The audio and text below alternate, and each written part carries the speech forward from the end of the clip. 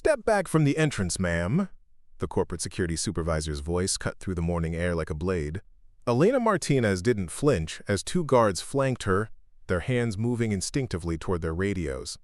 "You think because you wear that uniform, you belong in there?" sneered Director Thompson, his voice carrying across the bustling lobby of Blackwater Defense Contractors. But it wasn't the humiliation burning Elena's cheeks.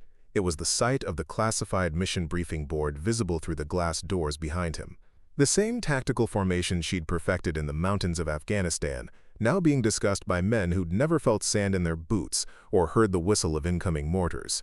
Thompson's smirk faltered when he noticed her eyes weren't on him anymore, but fixed on something beyond his authority, beyond his understanding.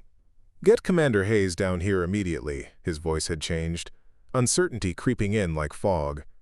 Elena said nothing, just stood at attention like she knew this moment had been inevitable since the day she'd pinned on that security badge and promised herself she'd never speak of Kandahar again.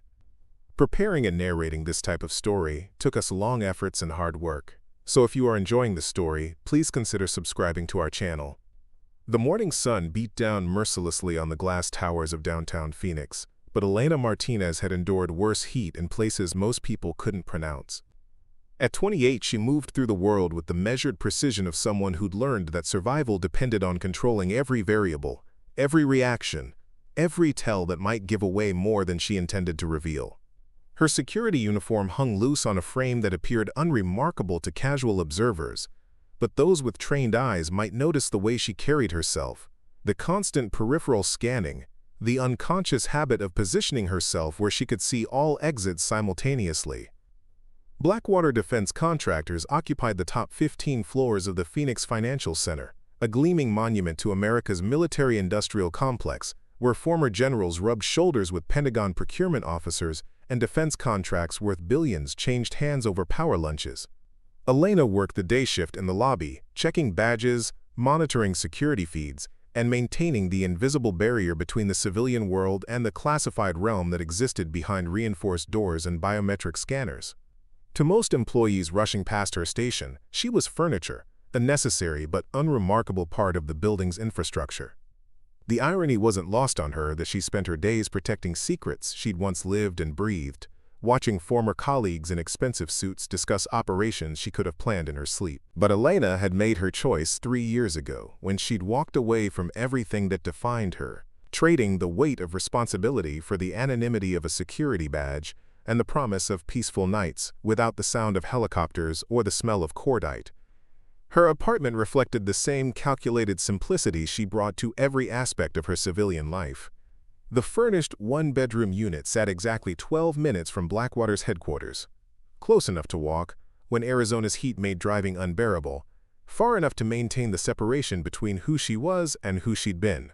The walls remained bare except for a single landscape painting of mountain peaks that reminded her of home but nothing else. No photographs, no memorabilia, no evidence of the woman who'd once commanded respect from some of the hardest operators in the military. The building's other security guards knew Elena as reliable but distant, someone who volunteered for overtime without complaint and never joined them for drinks after particularly difficult shifts. She arrived exactly 30 minutes early every day, used those minutes to memorize the updated security protocols, and left exactly when her replacement arrived, never lingering for the casual conversations that built friendships and revealed histories. They respected her competence but assumed her reserve came from shyness, or perhaps a difficult past that didn't involve military service. What they couldn't see was how Elena absorbed every detail of Blackwater's operations through osmosis, recognizing tactical discussions and elevator conversations, identifying classified project codenames in overheard phone calls, understanding the strategic implications of contracts being negotiated floors above her head. Her training made it impossible to turn off the analytical mind that had once been her greatest asset and her heaviest burden. She found herself mentally cataloging security vulnerabilities, noting patterns in personnel movement, identifying potential threats with the same systematic thoroughness that had kept her teams alive in hostile territory. Thompson had targeted Elena from his first week as security director, a political appointee whose primary qualification was knowing someone who knew someone in the Pentagon's procurement office.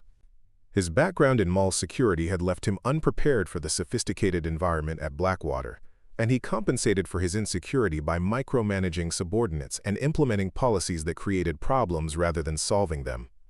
Elena's quiet competence threatened him in ways he couldn't articulate, her obvious intelligence making him feel exposed and inadequate.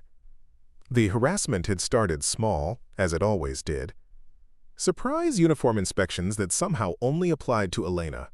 Schedule changes delivered with minimal notice that disrupted her carefully maintained routine. Public criticism for minor infractions that other guards routinely ignored. Thompson seemed to take particular pleasure in undermining her authority in front of visiting clients, treating her like a decoration rather than a professional with legitimate responsibilities. Other guards watched the escalating campaign with growing discomfort, but corporate politics made intervention dangerous. Thompson had made it clear that loyalty to him was the price of job security, and most chose silence over principle when faced with mortgage payments and family obligations. Elena never complained, never defended herself, never gave Thompson the satisfaction of seeing his tactics affect her. This only intensified his efforts, mistaking her discipline for weakness rather than recognizing the steel beneath her surface calm. The morning's confrontation had been building for weeks, ever since Elena had quietly corrected a glaring security vulnerability that Thompson had missed during his inspection of the executive floors. She'd identified a blind spot in the camera coverage that could have allowed unauthorized access to classified areas, and her written report had found its way to corporate security leadership before Thompson could claim credit or bury the issue. His ego couldn't tolerate being shown up by a subordinate, especially not one who made him feel professionally inadequate every day, simply by doing her job with quiet excellence. The lobby filled with its usual morning rush as Blackwater's employees streamed through security checkpoints, most too focused on their phones or upcoming meetings to notice the tension building around Elena's station. Coffee-clutching analysts hurried toward elevators while administrative staff gossiped about weekend plans, the comfortable rhythm of corporate life continuing despite the drama unfolding in their midst. A few regular visitors who'd grown accustomed to Elena's professional demeanor noticed something different about her posture, the way she held herself with military bearing that seemed more pronounced than usual. Thompson positioned himself where his voice would carry across the marble lobby, ensuring maximum audience for Elena's humiliation. He'd brought 2 additional guards as backup, men who owed their positions to his patronage and wouldn't question his authority regardless of the circumstances. The power dynamic was clear to everyone watching, a seasoned security director asserting control over an insubordinate employee who'd forgotten her place in the hierarchy. Elena's hands remained steady as Thompson's voice grew louder, his accusations becoming more personal and less professional with each passing moment. She recognized the pattern from training scenarios where psychological pressure was applied to break concentration and force mistakes. The irony that she was being interrogated by someone whose entire understanding of security came from weekend warrior fantasies wasn't lost on her, but she maintained the same controlled breathing that had gotten her through situations far more dangerous than a lobby confrontation with an insecure bureaucrat.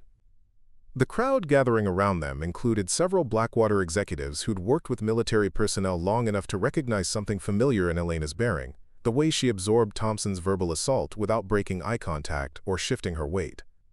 Former officers exchanged glances, noting details that civilians might miss: the unconscious way she scanned the room for threats, the positioning that kept her back to the wall, the controlled stillness that spoke of extensive training in high-stress situations. Thompson's demands escalated from professional criticism to personal attacks, his voice echoing off the lobby's marble surfaces as he questioned Elena's competence, her loyalty, and her right to work in a facility that required security clearances she obviously didn't possess. Each accusation was designed to provoke a reaction that would justify more severe consequences, but Elena's training had prepared her for psychological operations far more sophisticated than anything Thompson could devise. The security cameras captured every moment of the confrontation, preserving Thompson's unprofessional conduct for review by corporate leadership who valued the company's reputation above individual egos. Elena knew the footage would ultimately vindicate her, but she also understood that justice often moved slowly in corporate environments where political connections carried more weight than competence or character. As Thompson's tirade reached its crescendo, Elena's peripheral vision caught movement near the executive elevators. A group of men in civilian clothes moved with the unmistakable bearing of special operations personnel, their presence immediately shifting the energy in the lobby. She recognized the walk before she saw their faces, the unconscious coordination that marked them as a unit, the alert stillness that came from years of operating in environments where situational awareness meant survival. The moment stretched like a held breath as Thompson continued his performance, unaware that his audience had grown to include observers whose judgment would carry far more weight than his corporate authority.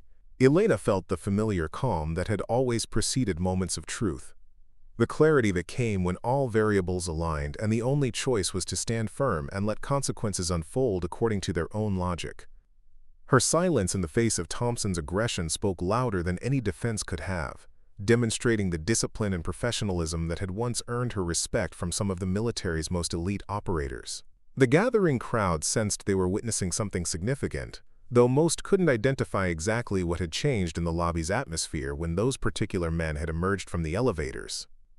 Elena's story was about to intersect with her past in ways that would transform not just her own future, but the understanding of everyone who thought they knew who she really was beneath that security uniform. Elena's alarm never sounded at 0430 hours because muscle memory had eliminated the need for external motivation 3 years ago. Her body pulled itself from sleep with the precision of an internal chronometer calibrated by countless pre-dawn operations, where being 5 minutes late could mean the difference between mission success and catastrophic failure.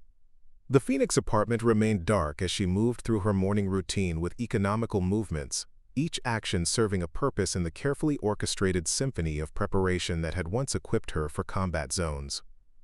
The shower lasted exactly 6 minutes, enough time to wash away the previous day's accumulated stress without indulging in the luxury of extended reflection.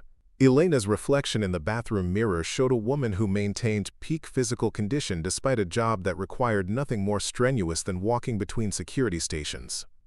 Her morning exercises consisted of bodyweight movements performed in the apartment's limited space, push-ups and planks executed with the same intensity she'd once brought to preparing for high-altitude insertions behind enemy lines. Coffee came black and strong, consumed while reviewing security protocols that most guards skimmed but Elena memorized with the thoroughness of someone who understood that details saved lives. Her kitchen table held technical manuals she studied during off hours, learning civilian security systems with the same dedication she'd once applied to mastering explosive ordnance disposal procedures. The books revealed nothing about their readers' background to casual observers, appearing to be nothing more than professional development materials for an ambitious security guard. Her civilian wardrobe reflected the same strategic thinking that had governed her military gear selection: functional, unremarkable, designed to blend rather than attract attention. The security uniform she wore to Blackwater had been tailored to accommodate movement patterns ingrained by years of tactical training, loose enough to conceal the physical conditioning that might raise questions about her background. Even her choice of footwear demonstrated tactical awareness, providing the traction and support necessary for rapid movement while appearing consistent with standard security guard attire. The drive to Blackwater took Elena through neighborhoods that told Phoenix's story in architectural layers, from adobe homes that predated statehood to glass towers that housed the modern defense industry. She used the commute to conduct mental rehearsals of potential security scenarios, running through response protocols with the same systematic approach she'd once applied to mission planning. The radio remained tuned to news stations that provided intelligence on local conditions, weather patterns, and any developing situations that might affect building security. Blackwater Defense Contractors occupied its tower like a fortress, designed to project power while maintaining operational security. The building's lower floors housed public-facing operations and administrative functions, while the upper levels contained classified briefing rooms and secure communication facilities that connected directly to Pentagon decision-makers. Elena's position in the lobby provided observation access to personnel flows that revealed patterns most employees never noticed, allowing her to construct mental maps of the company's organizational structure and operational priorities. Her co-workers knew Elena as the guard, who never called in sick, never arrived late, and never seemed rattled by the high-stress situations that occasionally erupted in corporate environments where billions of dollars in national security interests intersected. They appreciated her reliability without questioning the source of her unflappable demeanor, assuming her calm came from natural temperament rather than extensive training in crisis management. During busy periods when multiple security incidents demanded simultaneous attention, Elena's ability to prioritize and coordinate responses impressed supervisors who lacked the background to recognize military leadership techniques. The Blackwater employees who passed through Elena's security checkpoint each morning had grown accustomed to her professional efficiency, the way she processed identification with thorough attention to detail, while maintaining courteous interaction with personnel at every level of the corporate hierarchy. Executives appreciated her discretion, knowing that sensitive conversations conducted near her station wouldn't become gossip material for the building's rumor mill. Administrative staff valued her willingness to provide assistance with minor problems that fell outside normal security parameters. Elena's memory retained details about regular visitors that would have impressed intelligence analysts, cataloging behavioral patterns and relationship networks with unconscious precision. She recognized which Pentagon officials preferred early morning meetings, which defense contractors conducted negotiations during lunch hours, and which classified briefings required additional security measures based on the personnel involved. This information remained locked in her mind, never discussed or documented, simply absorbed as part of maintaining comprehensive situational awareness. The building's security systems represented state-of-the-art technology, but Elena's trained eye identified vulnerabilities that escaped notice during routine inspections. She understood how determined adversaries might exploit weaknesses in access controls, surveillance coverage, and emergency response procedures. Her recommendations for improvement were submitted through proper channels, carefully worded to appear consistent with standard security guard observations rather than revealing the advanced tactical knowledge that informed her analysis.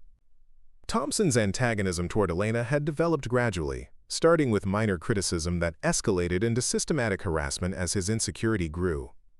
His background in retail security had left him unprepared for Blackwater's sophisticated environment, where former military officers discussed classified operations with casual familiarity that highlighted his civilian limitations. Elena's quiet competence reminded him daily of his own inadequacy, her obvious intelligence making him feel exposed among colleagues who measured worth by operational experience rather than political connections.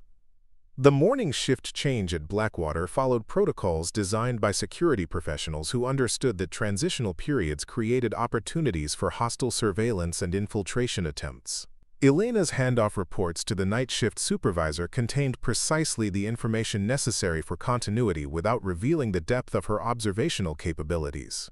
She noted unusual visitor patterns, equipment irregularities, and personnel behavior that might indicate security concerns, presenting her analysis in language that suggested thorough attention to duty rather than specialized training.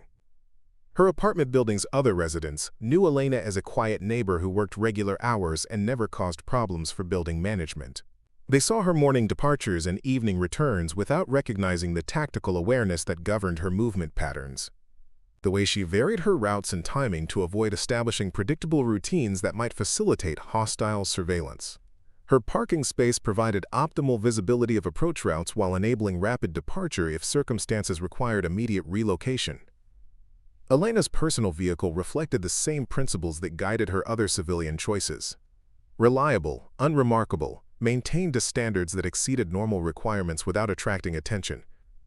The truck's cargo area contained emergency supplies and basic tools that appeared consistent with someone who valued self-reliance, carefully selected to provide capabilities without revealing specialized knowledge. Her registration and insurance documents established the civilian identity she'd constructed to support her transition from military to corporate security work.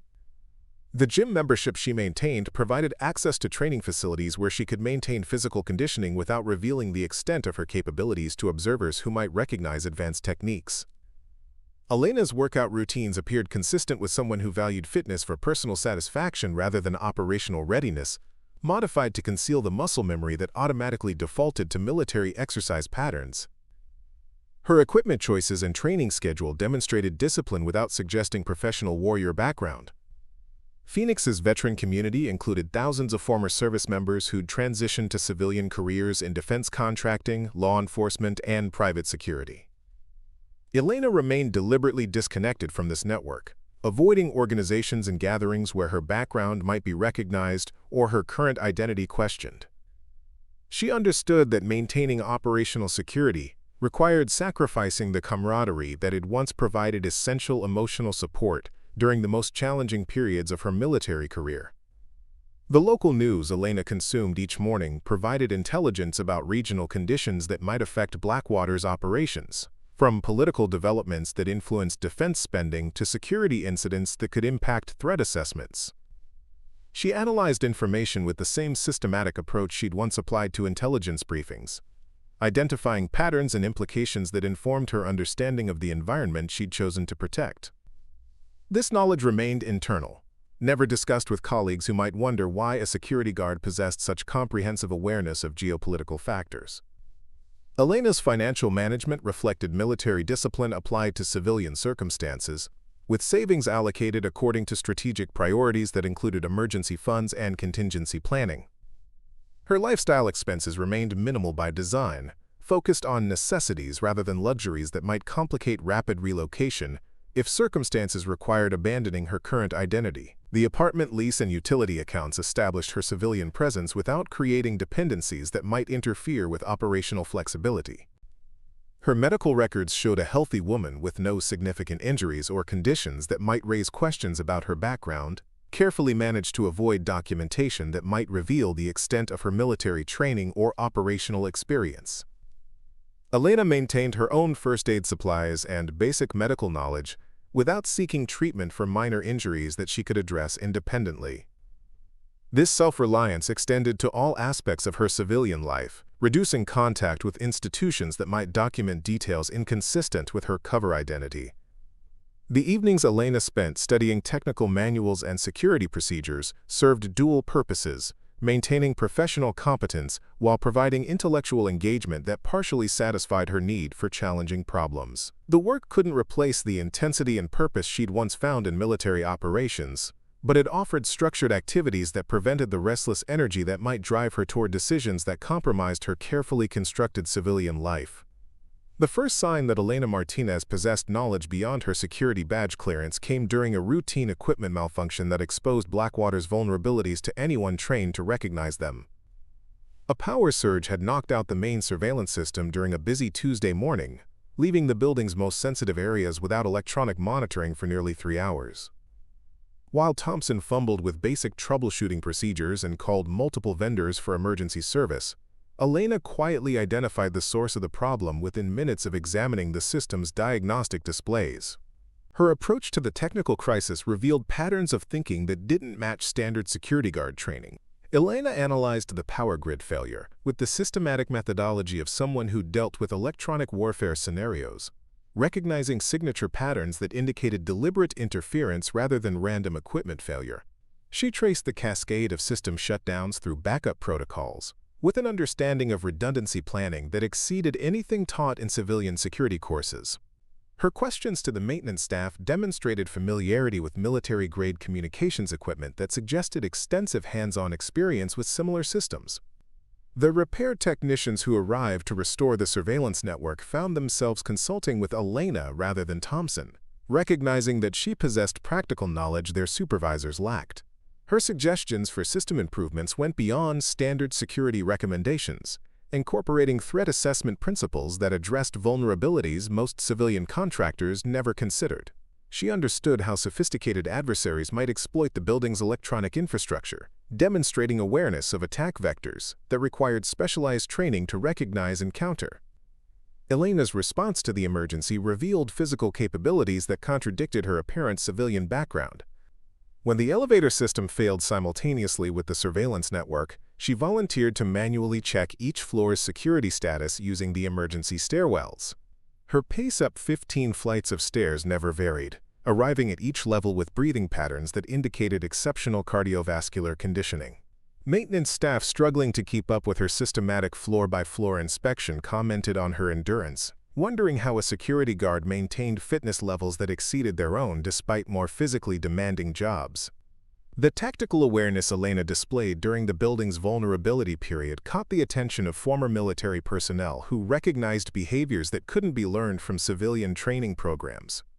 She instinctively positioned herself where she could observe multiple approach routes, maintained constant communication with remaining functional systems, and organized temporary security procedures with the efficiency of someone accustomed to adapting to changing operational conditions.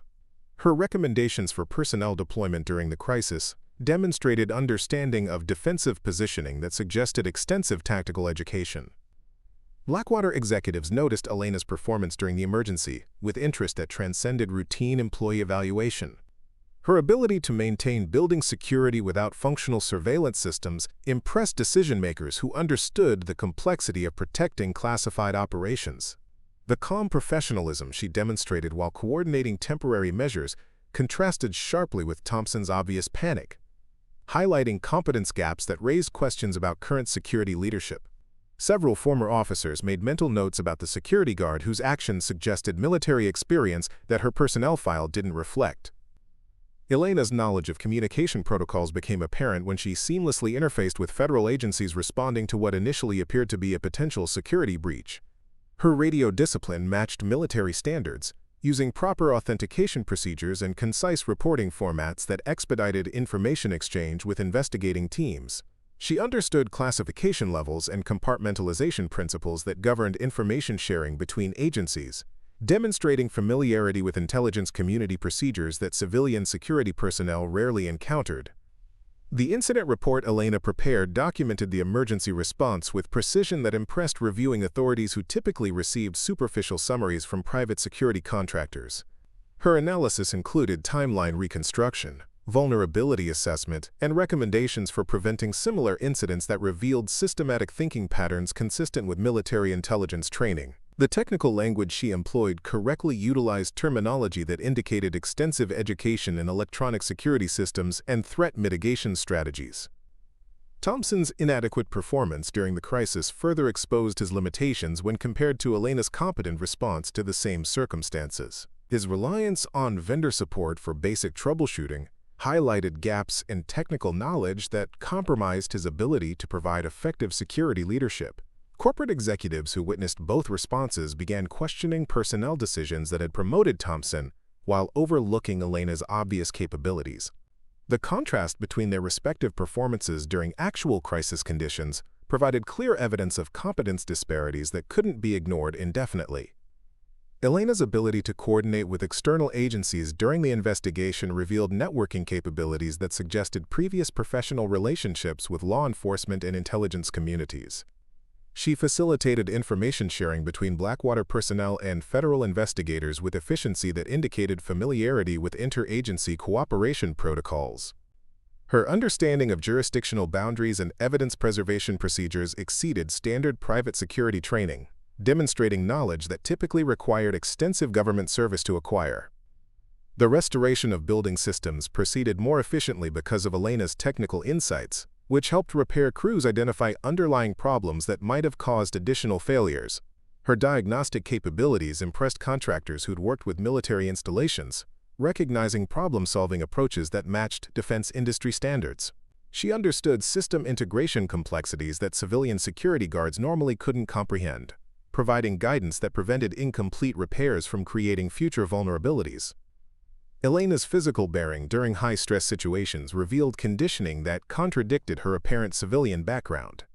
Her movements maintained economy and purpose under pressure, demonstrating muscle memory that suggested extensive training in crisis response scenarios. The way she carried herself during emergency procedures indicated familiarity with dangerous environments, showing alertness patterns that civilian security work couldn't develop. Former military personnel among Blackwater's staff recognized postural habits and scanning behaviors that marked her as someone with combat zone experience. Her knowledge of threat assessment principles became evident through security recommendations that addressed vulnerabilities most civilian contractors couldn't identify. Elena understood how hostile surveillance might exploit building weaknesses, demonstrating awareness of collection methods that required counterintelligence training to recognize. Her suggestions for improving perimeter security incorporated principles that reflected understanding of asymmetric warfare tactics rarely encountered in corporate environments. The sophistication of her analysis exceeded standard security consulting, revealing expertise that suggested specialized military education. The equipment Elena carried during her daily duties included items that appeared routine but served multiple purposes consistent with tactical planning. Her choice of communication devices, lighting equipment, and emergency supplies reflected selection criteria that prioritized reliability and versatility over cost considerations. Former Special Operations personnel noted her preference for gear manufacturers that primarily served military markets, suggesting familiarity with equipment standards that civilian users rarely encountered. Elena's response to unexpected visitors during the post-incident security review demonstrated screening capabilities that exceeded standard access control procedures.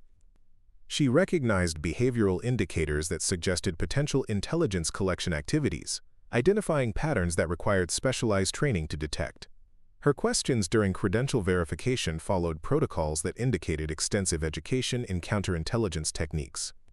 The methods she employed to validate visitor authenticity reflected knowledge of adversary tactics that civilian security programs didn't typically address.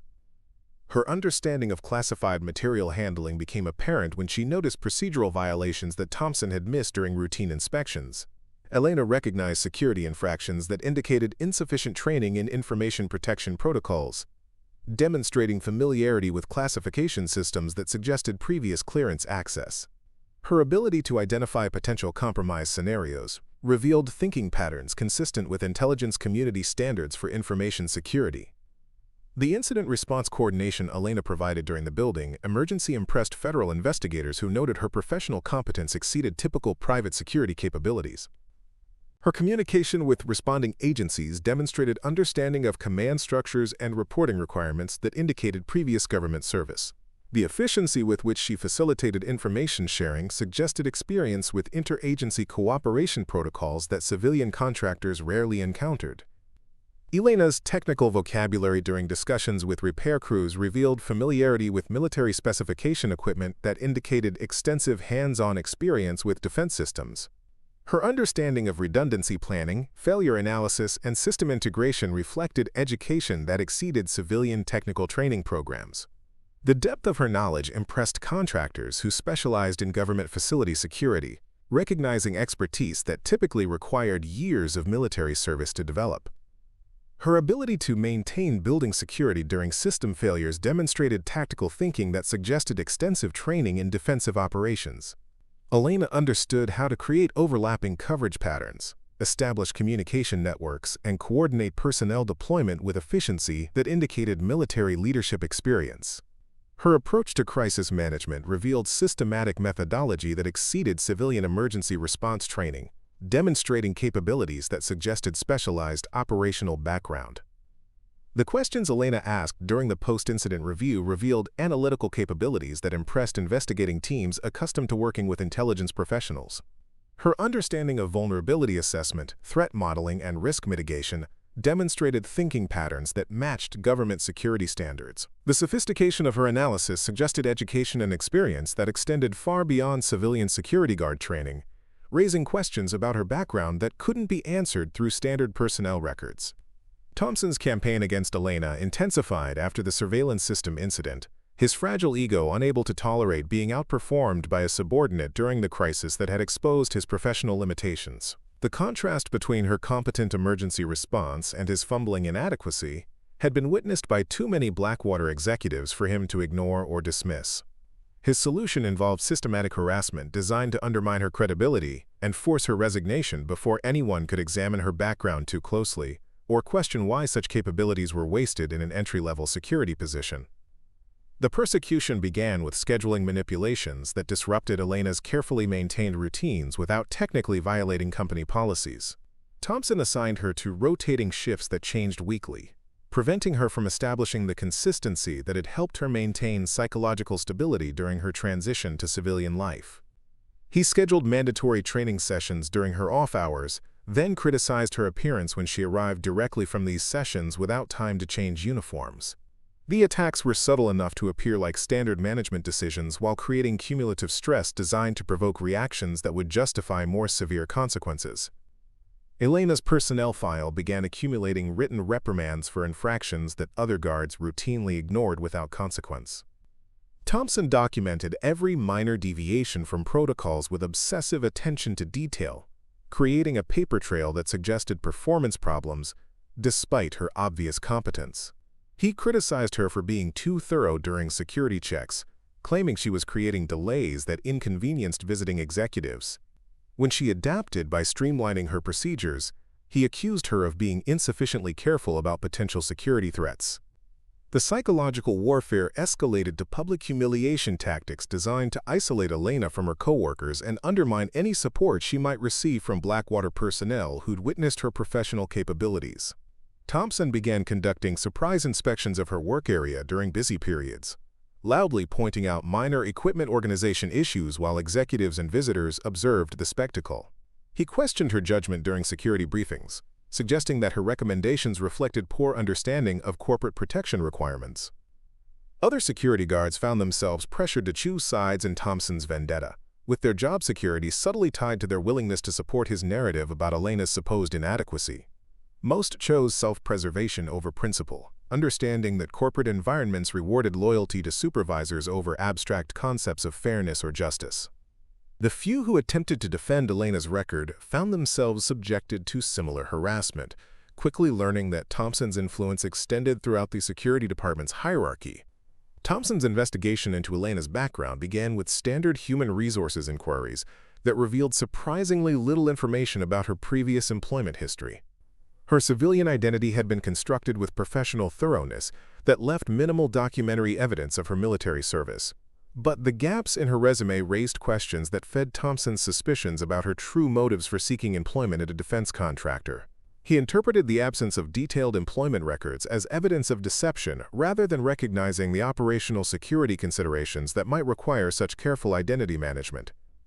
The security director's paranoia transformed Elena's competence into evidence of potential espionage activities, his limited understanding of actual intelligence operations leading him to construct elaborate theories about corporate infiltration and information theft. He began monitoring her computer access with obsessive attention, documenting every system she accessed and every report she generated. Thompson's surveillance of Elena extended to tracking her movements throughout the building, creating detailed logs of her activities that he presented to corporate security leadership as evidence of suspicious behavior. Elena's response to the escalating harassment demonstrated the same disciplined restraint that had once made her valuable in sensitive military operations where emotional reactions could compromise mission success. She documented Thompson's behavior through proper channels without allowing his attacks to provoke the defensive responses he obviously sought. Her formal complaints were models of professional restraint, focusing on policy violations and performance impacts rather than personal grievances that might be dismissed as personality conflicts. The corporate investigation into Thompson's complaints about Elena revealed inconsistencies that troubled Blackwater executives who understood the difference between legitimate security concerns and personal vendettas. Elena's work record showed consistent excellence in all measurable performance categories, while Thompson's documentation of her supposed infractions appeared increasingly petty and vindictive. Former military officers and corporate leadership recognized harassment patterns they'd seen used against competent subordinates who threatened insecure supervisors. Thompson's allies within the security department found themselves increasingly uncomfortable with his escalating attacks on Elena, particularly as her professional responses highlighted the unprofessional nature of his campaign. Several guards privately expressed concerns about the hostile work environment Thompson was creating, worried that his obsession with Elena was compromising overall security effectiveness. The toxic atmosphere he generated began affecting morale throughout the department, creating tensions that interfered with normal operations. Elena's technical expertise continued to impress maintenance crews and contractors who worked with her during routine building operations, their positive feedback creating cognitive dissonance with Thompson's narrative about her supposed incompetence. Her ability to diagnose equipment problems and suggest improvements saved Blackwater significant time and money, generating favorable reports that contradicted Thompson's attempts to portray her as a liability. The disconnect between his accusations and her actual performance became increasingly difficult for corporate leadership to ignore.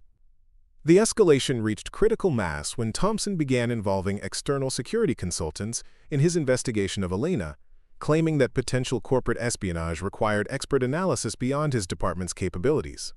His hiring of private investigators to examine Elena's background created documentation that attracted attention from Blackwater's Corporate Security Oversight Committee, who questioned the appropriateness of such extensive surveillance of an employee with no substantiated performance issues.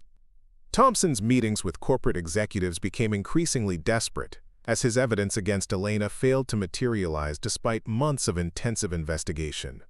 His presentations relied heavily on speculation and innuendo rather than concrete proof of wrongdoing, leading several former military officers to recognize the familiar pattern of persecution they'd witnessed in various command environments. The security director's credibility began suffering as his accusations grew more elaborate, while his supporting evidence remained non-existent. Elena's coworkers started noticing details about her behavior that didn't align with Thompson's characterization of her as a potential security threat. Her voluntary overtime during holidays ensured continuous building protection when other guards wanted time off. Her willingness to cover additional shifts during emergencies demonstrated commitment that exceeded standard job requirements. The contrast between her actual dedication and Thompson's accusations of disloyalty became increasingly apparent to anyone paying attention. The breaking point approached when Thompson's surveillance of Elena began interfering with legitimate business operations, his paranoid monitoring creating disruptions that affected Blackwater's ability to conduct classified briefings and sensitive meetings. Corporate executives who'd initially supported his investigation began questioning whether his obsession with one security guard had compromised his ability to provide effective department leadership. The costs of his vendetta, both financial and operational, started outweighing any potential benefits of resolving his concerns about Elena.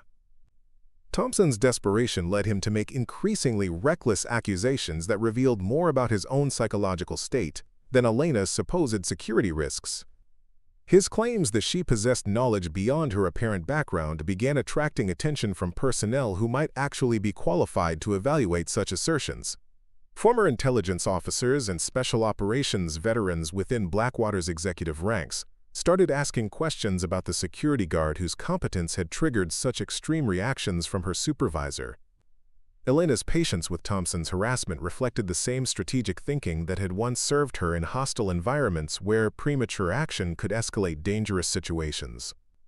She understood that allowing him to discredit himself through increasingly irrational behavior would be more effective than attempting to defend against accusations that weren't based on rational assessment of evidence.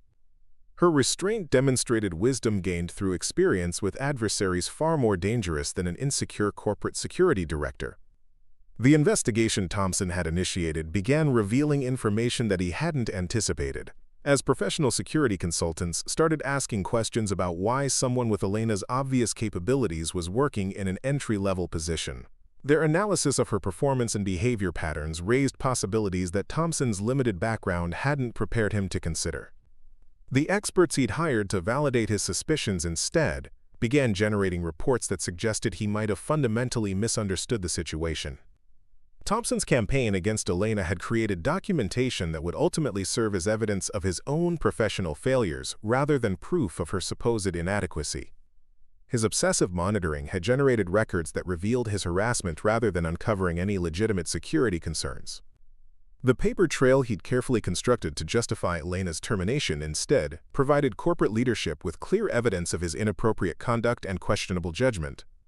The toxic environment Thompson had created finally attracted attention from Blackwater's senior leadership, who recognized that internal conflicts were compromising the company's ability to focus on its core mission of supporting national defense objectives. His vendetta against Elena had consumed resources and created disruptions that affected multiple departments, leading executives to question whether his continued employment served the company's interests. The security director who'd built his campaign on protecting Blackwater from supposed internal threats had instead become the primary threat to organizational effectiveness. Detective Sarah Walsh from Blackwater's internal corporate security division had built her career on methodical investigation techniques that separated facts from assumptions, a skill set that made her invaluable when executives needed objective analysis of personnel issues that threatened company operations. Her background included 15 years with Army Criminal Investigation Command before transitioning to corporate security consulting, giving her experience with both military and civilian investigative protocols. When Blackwater's board directed her to examine Thompson's escalating complaints about Elena Martinez, Walsh approached the assignment with professional skepticism that immediately identified inconsistencies in the security director's narrative. Walsh's initial review of Elena's personnel file revealed gaps that suggested deliberate omission rather than incomplete documentation, patterns she'd encountered during classified investigations where operational security required careful identity management. Elena's employment application contained minimum required information without the detailed background that most applicants provided, professional references that verified competence without revealing previous job responsibilities, and educational credentials that met position requirements without explaining how she'd acquired obviously advanced technical knowledge. The file raised questions that demanded careful investigation rather than the superficial review Thompson claimed to have conducted.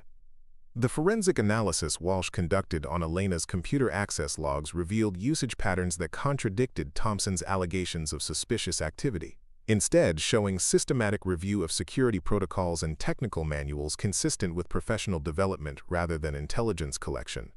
Elena's system queries focused on equipment specifications and procedural updates that supported her legitimate job responsibilities, never attempting to access classified information or restricted databases that would indicate corporate espionage. Her digital footprint demonstrated thoroughness and competence rather than the unauthorized activities Thompson had suggested. Walsh's interviews with Blackwater employees who worked regularly with Elena produced unanimous testimony about her professionalism, competence, and integrity that directly contradicted Thompson's characterization of her as a potential security threat. Maintenance supervisors praised her technical insights and problem-solving abilities that had prevented equipment failures and saved repair costs. Administrative staff described her courteous efficiency and discretion when handling sensitive visitor access issues. The consistent positive feedback revealed a performance record that made Thompson's harassment appear increasingly unjustified. The behavioral analysis Walsh performed during her discreet observation of Elena identified mannerisms and response patterns that suggested extensive training in high-stress environments, capabilities that exceeded civilian security guard preparation but remained consistent with government service backgrounds. Elena's situational awareness exceeded normal vigilance levels, her posture and movement patterns reflected disciplined conditioning, and her communication style demonstrated precision that indicated formal training in clear information exchange. These observations raised questions about her background that required careful investigation rather than the assumptions Thompson had made. Walsh's examination of Thompson's investigation methods revealed fundamental flaws that undermined his credibility while highlighting his unfamiliarity with proper security assessment procedures. His surveillance techniques lacked systematic methodology, his documentation failed to support his conclusions, and his analysis reflected personal bias rather than objective threat evaluation. The security director's approach to investigating Elena demonstrated incompetence that raised serious questions about his ability to provide effective departmental leadership during actual security incidents. Commander Rebecca Hayes from Blackwater's Military Liaison Office had spent 22 years in naval intelligence before joining the defense contractor, bringing expertise in personnel security that made her uniquely qualified to evaluate Thompson's concerns about Elena's background. Hayes recognized immediately that Thompson's investigation had focused on irrelevant details while missing indicators that required specialized knowledge to interpret correctly. Her request to review Elena's case stemmed from corporate leadership's growing concern that Thompson's obsession was compromising overall security effectiveness. Hayes's analysis of Elena's emergency response during the surveillance system failure identified tactical decision-making patterns that indicated extensive military training, specifically in leadership roles that required coordinating complex operations under pressure. Elena's ability to organize temporary security measures, maintain communication with multiple agencies, and adapt procedures to changing conditions demonstrated competence that suggested significant operational experience. The sophistication of her crisis management exceeded civilian security training, indicating background that Thompson had failed to recognize or investigate properly. The technical knowledge Elena displayed during equipment failures impressed Hayes as consistent with military communications and electronic warfare training rather than civilian security education. Her understanding of system redundancy, failure analysis, and threat mitigation reflected expertise that typically required years of specialized military service to develop. Hayes recognized capabilities that indicated Elena possessed clearance-level knowledge, despite her apparent civilian status, raising questions that demanded careful investigation through appropriate channels. Walsh's expanding investigation revealed that several Blackwater executives had privately questioned Thompson's competence, following his inadequate response to the building emergency that had highlighted Elena's superior capabilities. Former military officers within corporate leadership expressed concerns about promoting someone with Thompson's limited background to oversee security for a facility handling classified defense contracts. The contrast between his public criticism of Elena and her obvious professional competence had created doubts about his judgment that extended beyond the immediate personnel issue. The surveillance footage Walsh reviewed from the period of Thompson's alleged security incidents showed Elena performing her duties with consistent professionalism, while Thompson's behavior appeared increasingly erratic and vindictive. The recordings documented his harassment rather than supporting his claims about Elena's suspicious activities, providing clear evidence that his accusations reflected personal animosity rather than legitimate security concerns. The video evidence contradicted Thompson's written reports so completely that Walsh began questioning his fitness for continued employment. Hayes's discreet inquiries through military channels produced information that required immediate elevation to Blackwater's senior security leadership, though the classified nature of her findings prevented detailed discussion with Walsh's investigation team. The intelligence Hayes obtained through official channels suggested that Elena's background involved circumstances that made Thompson's harassment not just inappropriate, but potentially dangerous to national security interests. Her recommendations for handling the situation required coordination with federal agencies that had oversight responsibilities for certain types of personnel cases.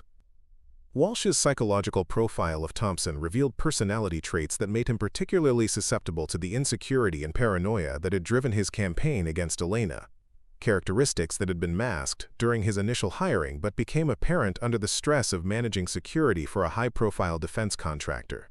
His background in retail security had left him unprepared for the sophisticated environment at Blackwater, where former military officers routinely discussed classified operations that highlighted his civilian limitations. The gap between his actual qualifications and his job responsibilities had created psychological pressure that manifested as persecution of a subordinate whose competence reminded him of his own inadequacy.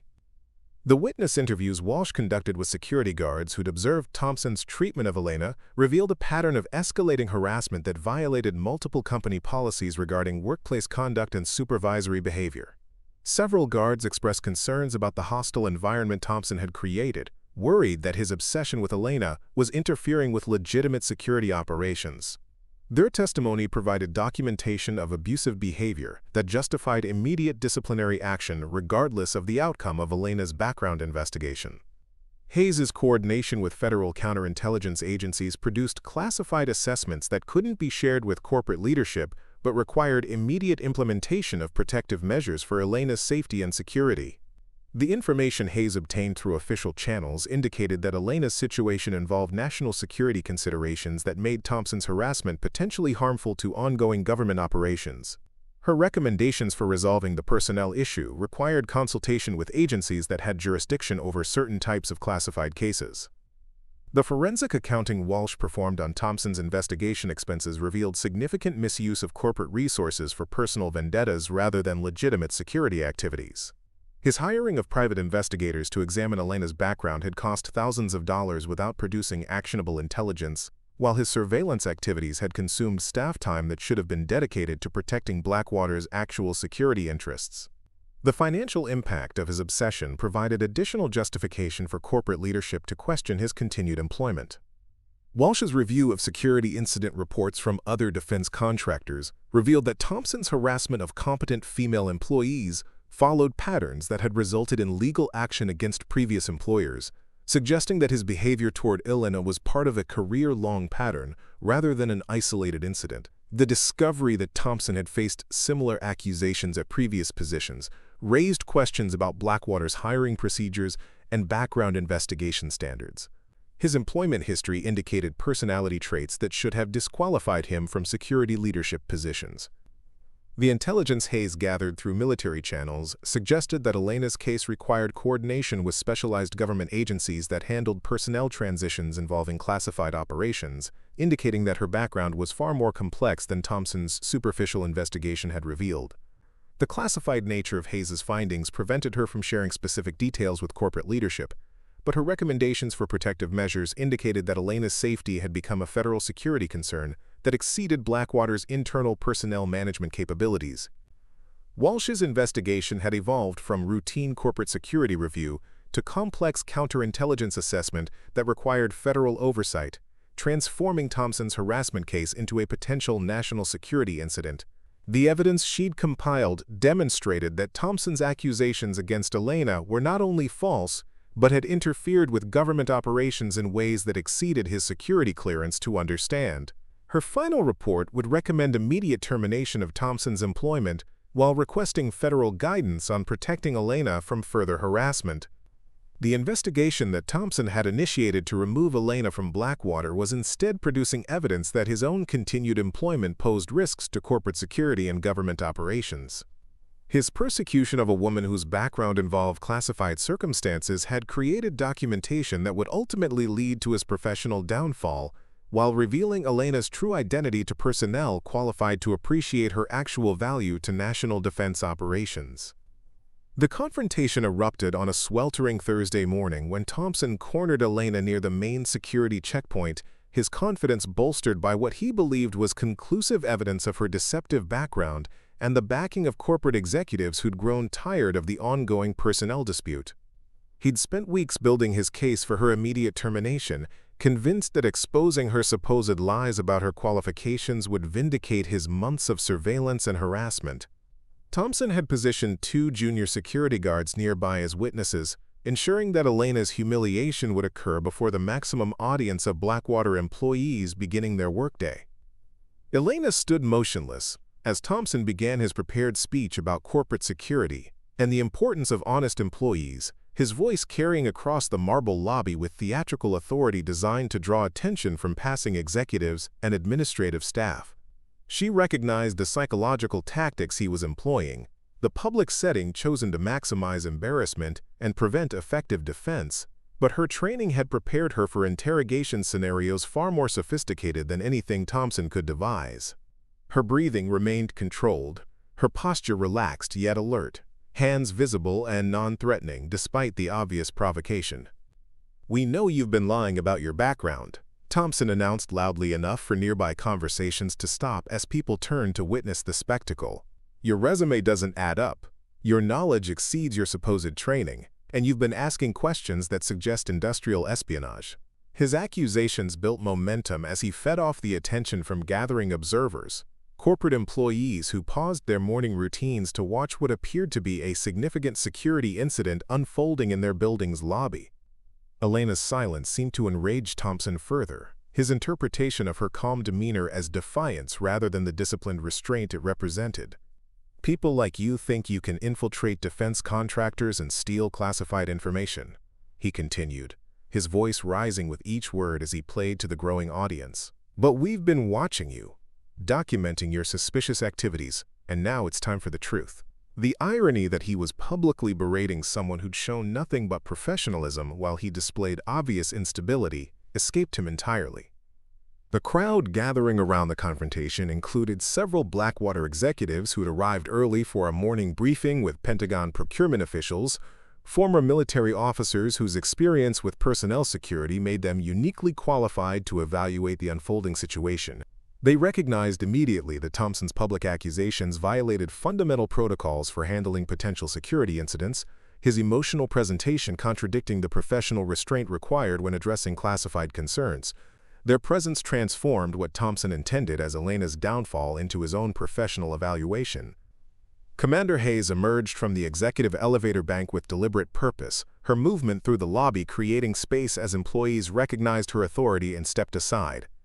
She'd received urgent communication from federal agencies overnight, classified intelligence that required immediate action to protect ongoing operations that Thompson's harassment threatened to compromise. The briefcase she carried contained documentation that would transform the morning's confrontation into something far different from what Thompson had planned. "Ms. Martinez," Hayes addressed Elena with notably more respect than Thompson had shown throughout his tirade, "I need you to show me your left shoulder." The request seemed strange to observers unfamiliar with military identification protocols, but Elena understood immediately what Hayes was seeking. The commander's tone carried weight that made Thompson's accusations suddenly seem trivial, her authority stemming from sources that exceeded corporate hierarchy. Elena looked around at the faces surrounding her, recognizing maintenance crews she'd worked alongside during equipment emergencies, administrative staff who'd shared brief conversations during quiet shifts, executives whose operations she'd protected through diligent security work. 3 years of careful anonymity were about to end, the promise she'd made to federal handlers about maintaining her civilian cover dissolving under circumstances beyond her control. The decision to reveal her identity wasn't hers to make anymore. Thompson's smirk faltered as Elena began removing her security uniform jacket with movements that carried ceremonial precision, each action deliberate and measured, as if she was following military protocol rather than simply complying with Hayes's request. The gathering crowd sensed they were witnessing something significant, though most couldn't identify exactly what had changed in the lobby's atmosphere when Elena's bearing shifted from defensive to something approaching formal military bearing. The tattoo that emerged as Elena rolled up her left sleeve was not decorative artwork, but a memorial carved in flesh, names and dates arranged with precision that spoke of sacred remembrance rather than casual body modification. The design incorporated unit insignia from the 1st Special Forces Operational Detachment Delta, commonly known as Delta Force, rendered with detail that indicated insider knowledge of symbols most civilians never encountered. Below the unit patch, coordinates marked locations in Afghanistan where Elena's teammates had made their final sacrifice. Hayes's tablet displayed classified personnel files that required her highest security clearance to access, information that transformed Elena Martinez, the security guard, into someone whose military service had been deliberately obscured for operational security reasons. Staff Sergeant Elena Rodriguez, Delta Force combat medic, reported killed in action during Operation Resolute Thunder, Afghanistan 2018. Hayes read aloud, her voice carrying across the suddenly silent lobby like an epitaph coming to life. The collective gasp that rose from the crowd seemed to stop time itself, the impossible reality of hearing someone's death announcement while they stood alive before them creating cognitive dissonance that left observers struggling to process what they'd witnessed. Elena's official death had been necessary to protect ongoing counterterrorism operations. Her survival kept classified to prevent enemy forces from targeting someone who'd cost them significant tactical advantages through her medical expertise and special operations support.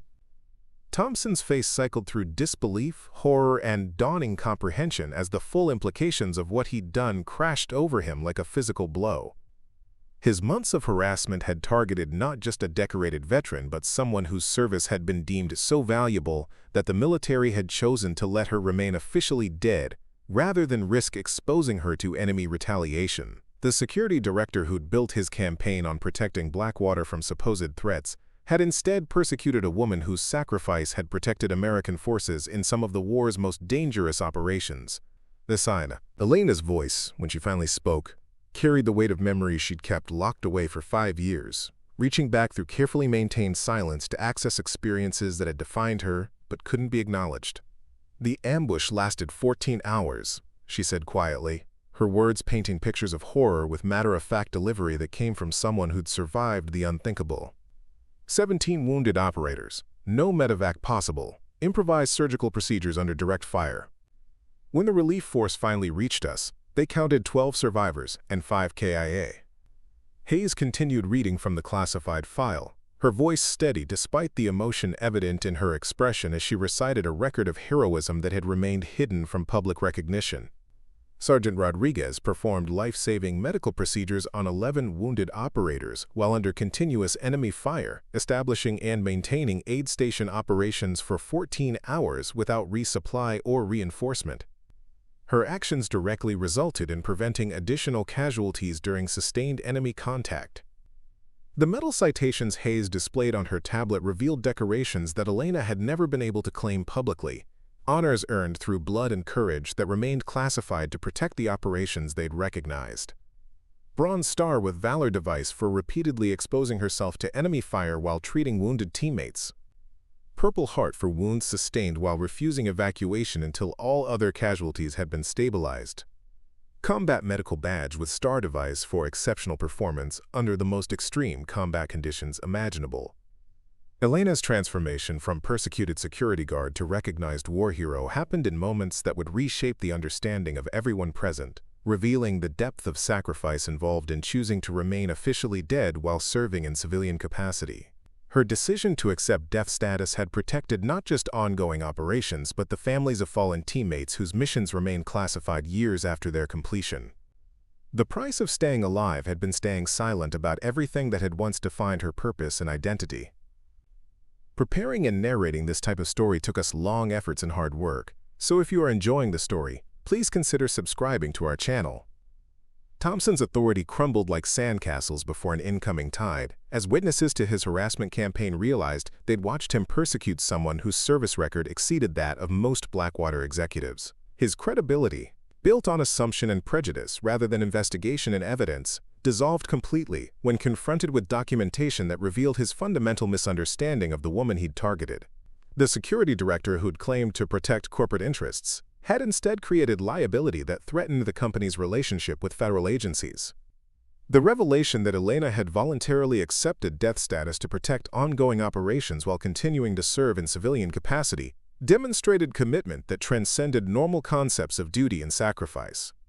Her choice to remain hidden among corporate security personnel rather than accepting veteran recognition and benefits showed dedication to mission completion that extended far beyond formal military service. The quiet heroism she'd displayed daily at Blackwater took on new meaning when viewed against her willingness to surrender everything for operational security. Hayes's classified communication with federal agencies during the unfolding revelation indicated that Elena's exposure required immediate coordination with counterintelligence organizations responsible for protecting personnel whose service involved ongoing national security considerations. The public nature of her identification created security concerns that exceeded Blackwater's corporate authority to address, transforming a personnel dispute into a federal case requiring specialized expertise to resolve safely. The lobby erupted in whispered conversations as Blackwater employees processed the magnitude of what they'd witnessed, the transformation of a familiar security guard into someone whose classified service had protected American lives in ways they were only beginning to understand. Elena's story would spread through the defense contractor community, becoming legend that reminded everyone about the hidden heroes who served without recognition while maintaining the operational security that protected both ongoing missions and the personnel who conducted them. The silence following Hayes's revelation stretched across the lobby like a held breath, broken only by the distant hum of elevator machinery and air conditioning systems that suddenly seemed inappropriately mundane for the moment that had just unfolded. Elena stood motionless as dozens of eyes processed the transformation of someone they'd known as a quiet security guard into a decorated special operations veteran whose death had been staged to protect national security interests. The weight of 5 years of carefully maintained deception pressed against her chest like physical force, the promise she'd made to federal handlers dissolving under circumstances beyond anyone's control. The backstory that emerged through Hayes's classified briefing revealed a journey that began in the mountains of Colorado, where Elena Rodriguez had grown up as the daughter of a Marine Corps veteran who'd instilled in her the values of service and sacrifice that would later define her military career. Her childhood had been marked by discipline and physical challenges that prepared her for the demands of special operations training, developing the mental toughness and resilience that would prove essential during the most dangerous missions in Afghanistan.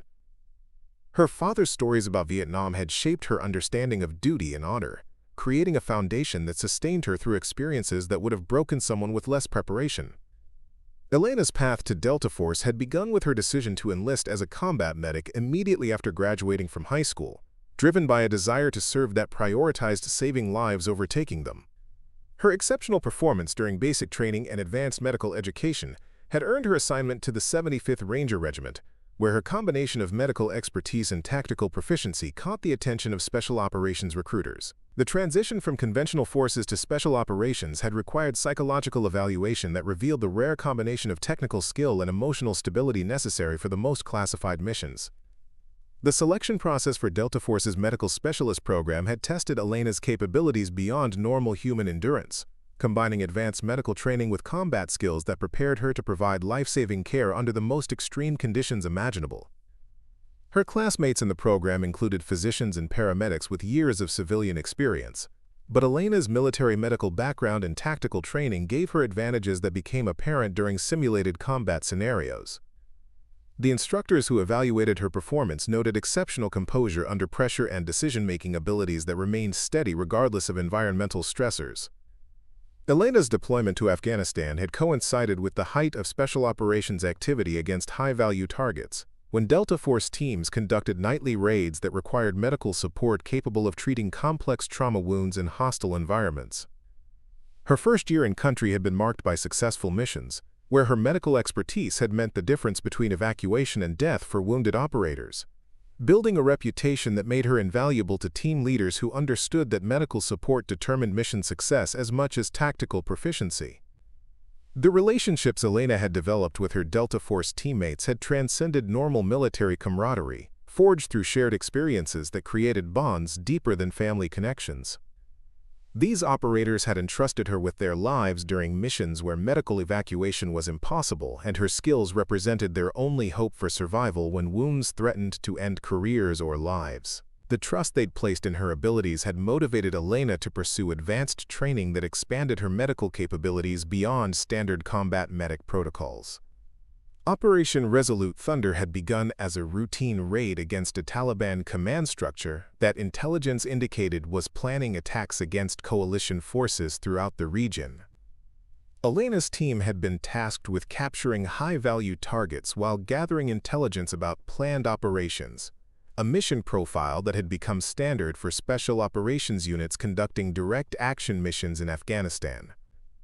The intelligence preparation had indicated moderate resistance and evacuation routes that would allow rapid extraction once objectives were accomplished.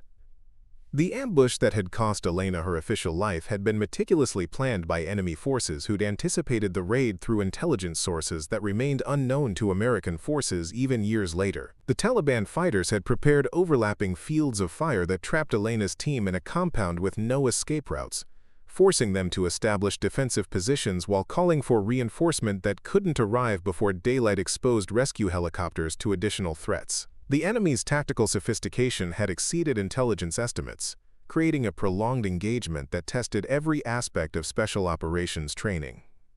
Elena's medical station during the 14-hour firefight had been established in a partially collapsed building that provided minimal protection from direct fire while allowing her to treat wounded operators who couldn't be moved to safer positions. Her medical supplies had been limited to what the team carried, requiring improvised surgical procedures that pushed her training to its absolute limits while enemy rounds impacted around her position. The psychological pressure of keeping wounded teammates alive while under continuous fire had demanded reserves of mental strength that few people possessed. The wounds Elena had treated during Operation Resolute Thunder had ranged from minor shrapnel injuries to life-threatening trauma that required immediate surgical intervention under impossible conditions.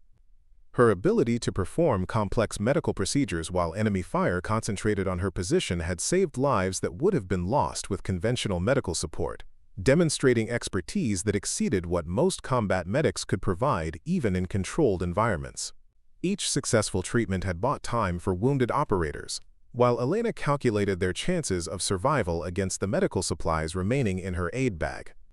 The decision to declare Elena killed in action had been made by intelligence officials who recognized that her survival would make her a high-value target for enemy forces seeking revenge against someone who'd cost them significant tactical advantages. The Taliban had placed bounties on special operations medical personnel who'd prevented their attacks from achieving intended casualty levels, making Elena's continued service impossible unless her death could be convincingly established. The classification of her survival had protected not just Elena, but the ongoing operations that depended on enemy forces believing they'd eliminated a key asset. Elena's extraction from Afghanistan had required elaborate deception that included staged memorial services and official death notifications to family members who'd been briefed about the operational necessity for maintaining her classified status. The psychological impact of attending her own funeral had been devastating, watching her father receive the folded flag while knowing she could never acknowledge his grief or explain why her death served national security interests. The sacrifice had extended beyond Elena to include family members who mourned someone who remained alive, but unreachable.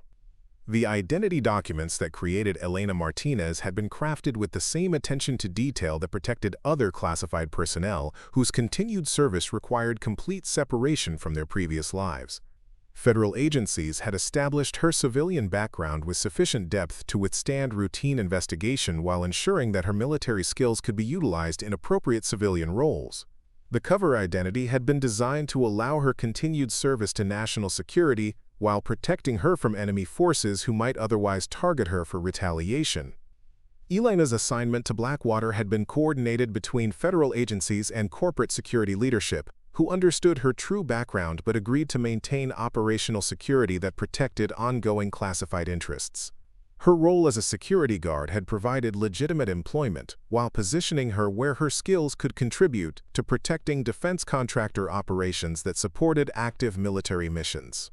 The arrangement had satisfied federal requirements for protecting classified personnel while allowing Elena to maintain professional engagement with national security activities.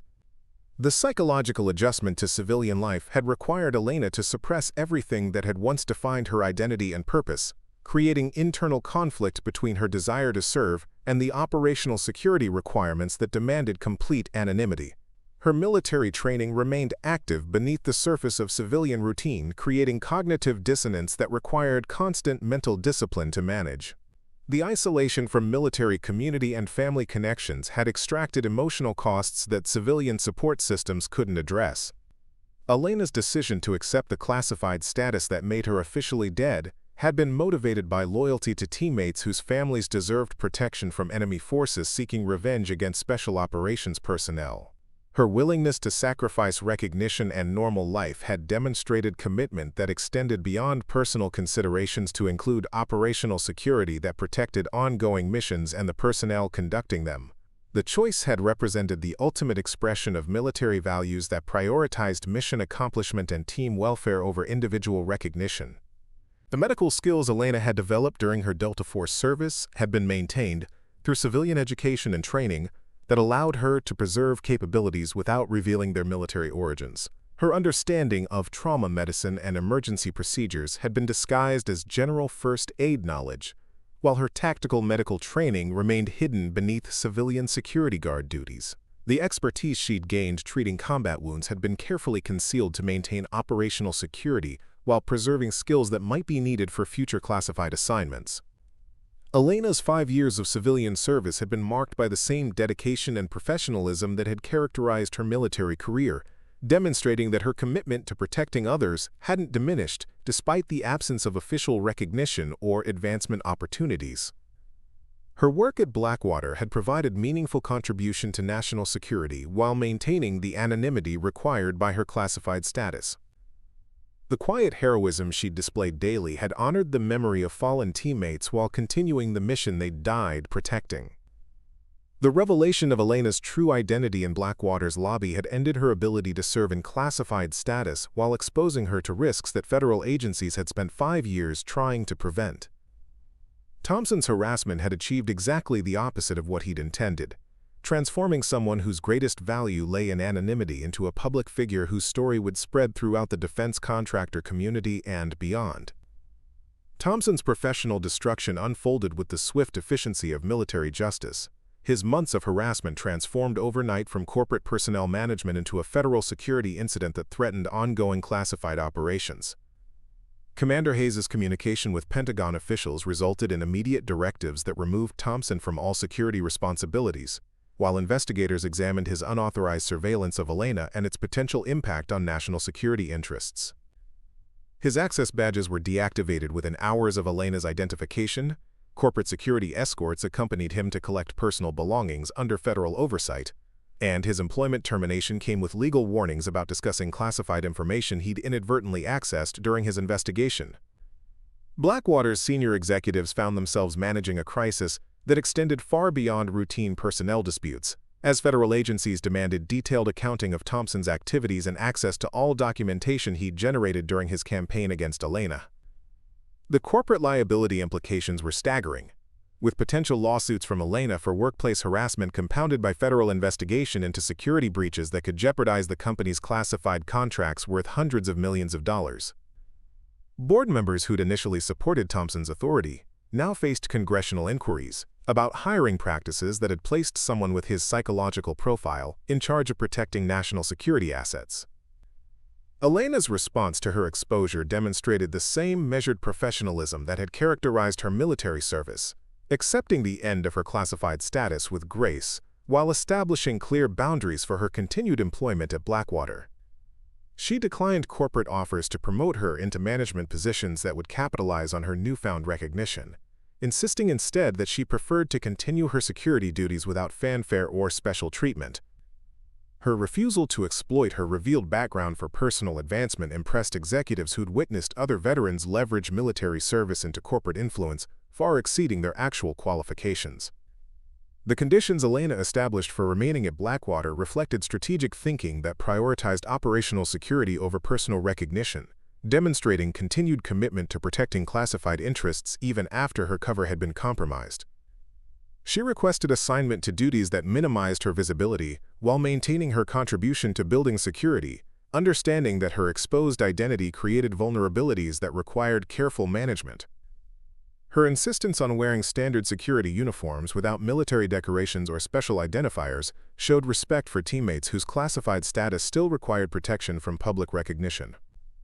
Federal agencies coordinated Elena's transition from classified to acknowledged status through protocols designed to protect ongoing operations while ensuring her personal safety from potential enemy retaliation. Counterintelligence specialists conducted threat assessments that evaluated risks associated with her public identification, implementing security measures that protected her without revealing the extent of government concern for her welfare. The agencies responsible for her original classified assignment maintained oversight of her situation while allowing Blackwater to employ her in appropriate civilian capacity.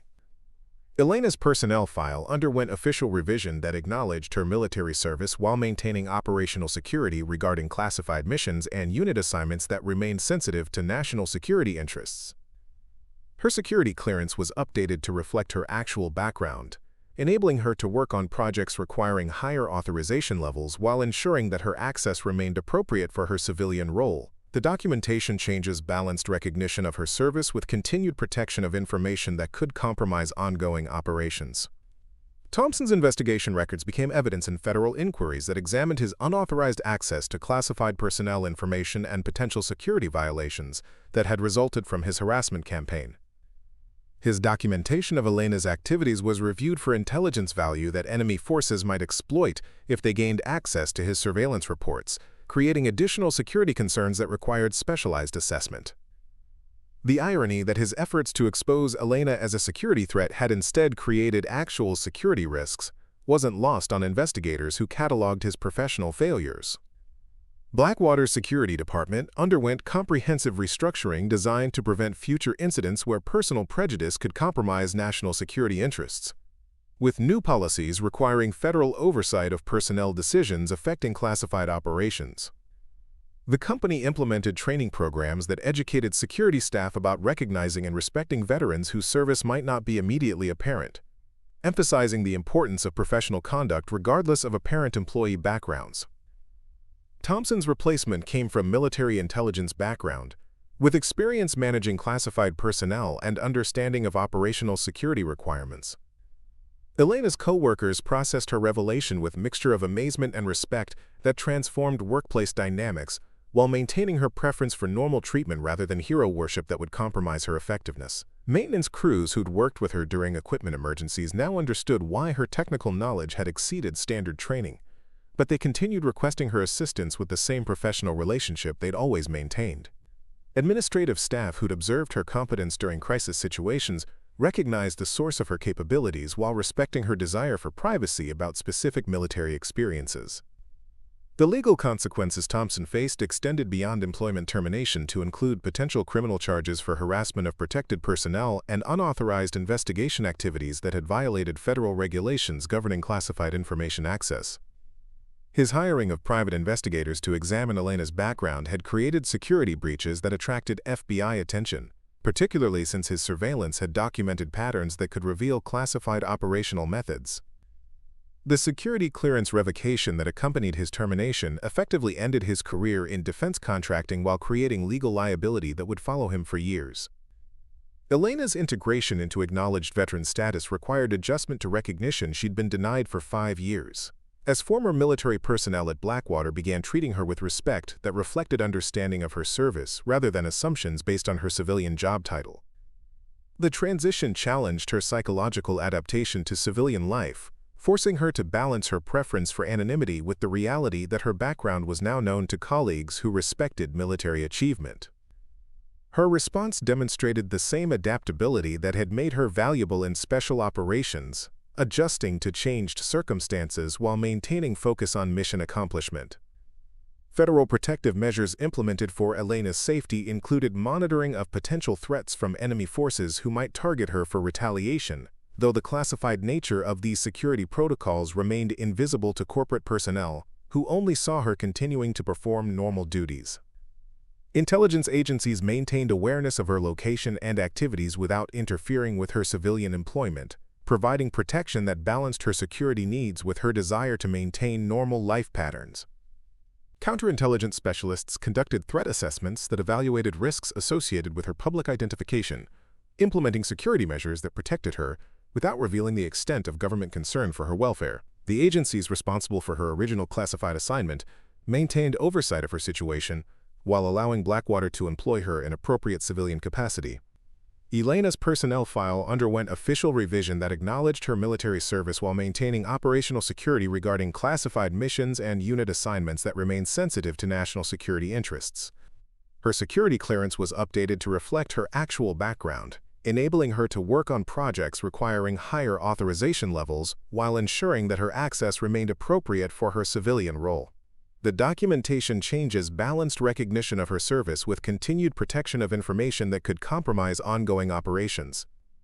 Thompson's investigation records became evidence in federal inquiries that examined his unauthorized access to classified personnel information and potential security violations that had resulted from his harassment campaign. His documentation of Elena's activities was reviewed for intelligence value that enemy forces might exploit if they gained access to his surveillance reports, creating additional security concerns that required specialized assessment. The irony that his efforts to expose Elena as a security threat had instead created actual security risks wasn't lost on investigators who cataloged his professional failures. Blackwater's security department underwent comprehensive restructuring designed to prevent future incidents where personal prejudice could compromise national security interests, with new policies requiring federal oversight of personnel decisions affecting classified operations. The company implemented training programs that educated security staff about recognizing and respecting veterans whose service might not be immediately apparent, emphasizing the importance of professional conduct regardless of apparent employee backgrounds. Thompson's replacement came from military intelligence background with experience managing classified personnel and understanding of operational security requirements. Elena's co-workers processed her revelation with mixture of amazement and respect that transformed workplace dynamics while maintaining her preference for normal treatment rather than hero worship that would compromise her effectiveness. Maintenance crews who'd worked with her during equipment emergencies now understood why her technical knowledge had exceeded standard training. But they continued requesting her assistance with the same professional relationship they'd always maintained. Administrative staff who'd observed her competence during crisis situations recognized the source of her capabilities, while respecting her desire for privacy about specific military experiences. The legal consequences Thompson faced extended beyond employment termination to include potential criminal charges for harassment of protected personnel and unauthorized investigation activities that had violated federal regulations governing classified information access. His hiring of private investigators to examine Elena's background had created security breaches that attracted FBI attention, particularly since his surveillance had documented patterns that could reveal classified operational methods. The security clearance revocation that accompanied his termination effectively ended his career in defense contracting while creating legal liability that would follow him for years. Elena's integration into acknowledged veteran status required adjustment to recognition she'd been denied for 5 years, as former military personnel at Blackwater began treating her with respect that reflected understanding of her service rather than assumptions based on her civilian job title. The transition challenged her psychological adaptation to civilian life, forcing her to balance her preference for anonymity with the reality that her background was now known to colleagues who respected military achievement. Her response demonstrated the same adaptability that had made her valuable in special operations, adjusting to changed circumstances while maintaining focus on mission accomplishment. Federal protective measures implemented for Elena's safety included monitoring of potential threats from enemy forces who might target her for retaliation, though the classified nature of these security protocols remained invisible to corporate personnel who only saw her continuing to perform normal duties.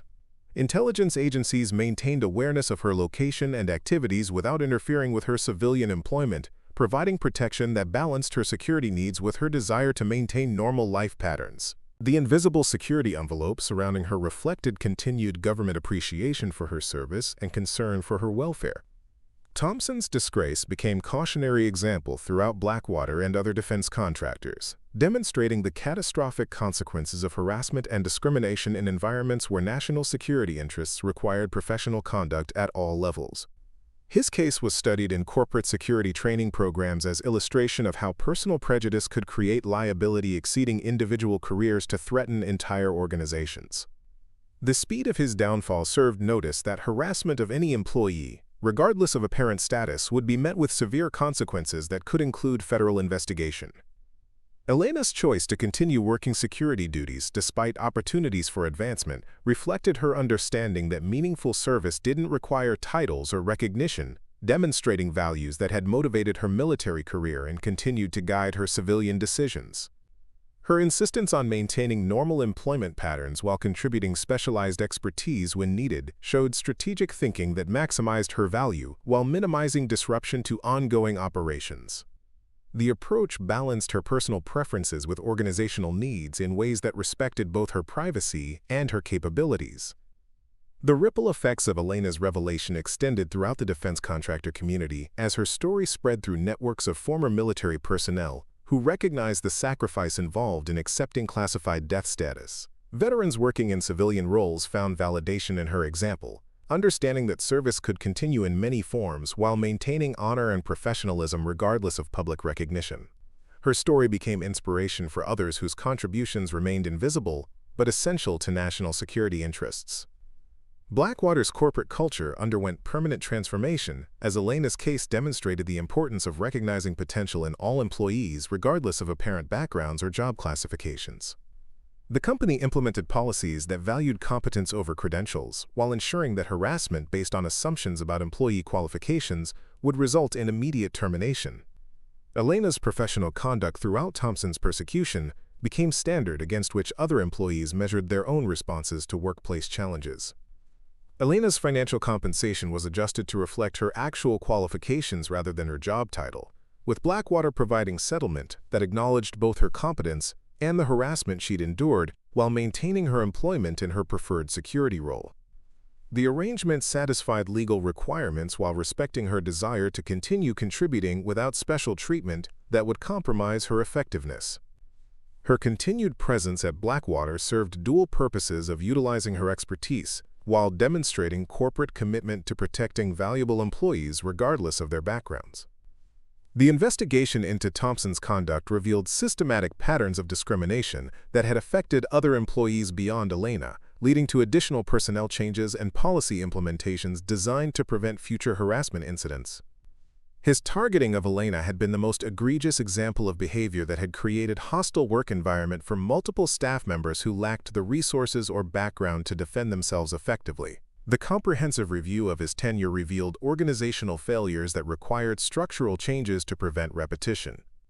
Elena's story concluded the immediate crisis while beginning a new chapter in her civilian service, demonstrating that heroism could continue in different forms while maintaining the values and dedication that had characterized her military career. Her transition from classified to acknowledged status had been managed successfully, despite the challenging circumstances that had forced her exposure, proving that federal protective protocols could adapt to unexpected situations while maintaining operational security for ongoing classified interests.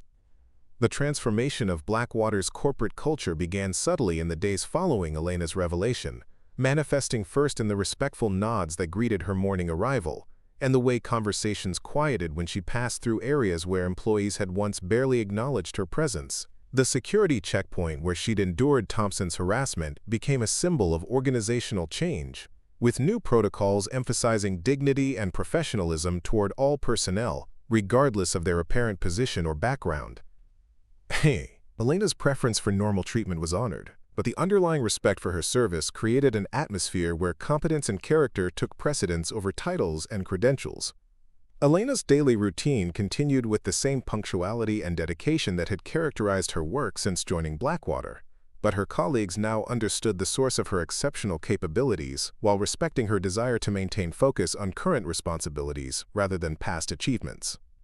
She arrived each morning 30 minutes early to review security updates and prepare for the day's challenges, accepting the quiet acknowledgement of her expertise without allowing recognition to interfere with her systematic approach to protecting the facility. Her morning briefings with the new security director demonstrated collaborative professionalism that utilized her knowledge while maintaining appropriate command structure.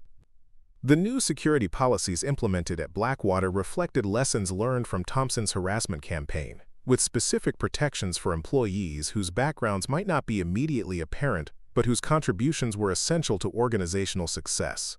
Training programs were developed that educated all staff about recognizing and respecting military veterans whose service might remain classified or undisclosed for operational security reasons. The policies emphasized professional conduct and merit-based evaluation while prohibiting harassment based on assumptions about employee qualifications or backgrounds.